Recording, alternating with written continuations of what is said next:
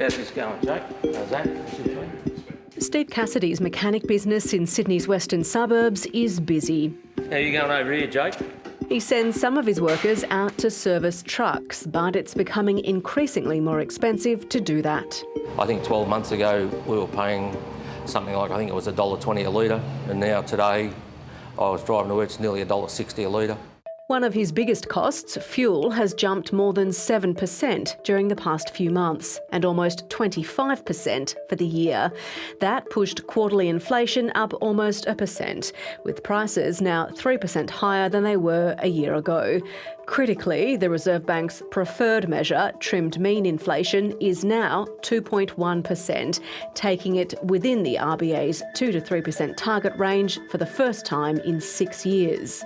If we see this trend continuing into 2022, then it certainly could bring forward interest rate rises. Across the Pacific, New Zealand's annual inflation jumped to 4.9% this month, and its central bank lifted rates for the first time in 7 years. The RBA has been adamant interest rates here won't move until 2024.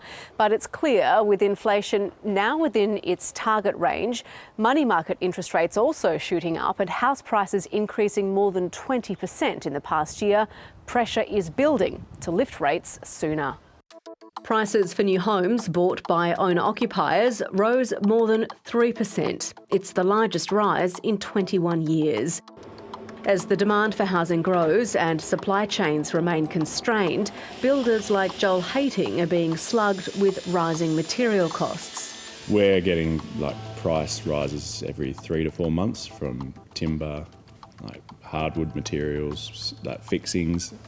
Everything just seems to be going up and up. While price rises aren't unusual, he says the number of increases and the amount they're lifting has been exorbitant, in one case as much as 24%. You walk a fine line balancing between pricing yourself, covering your costs, or pricing yourself out of work. It's difficult. Global supply chain constraints have impacted the price of items we import. What's critical in the months ahead is if those constraints continue and keep inflation elevated, or if the rises are only temporary. This is going on right around the world, but is it going to fade as we get into 2022 and trade becomes more normalised? I think the trends themselves, though, are not going to be long-lasting. As the economy recovers from the COVID downturn, the cost to run a business and a household looks set to rise for now. The profit margin has gone down, there's no two ways about that. You've always got to keep your eye on it and adjust things as they go.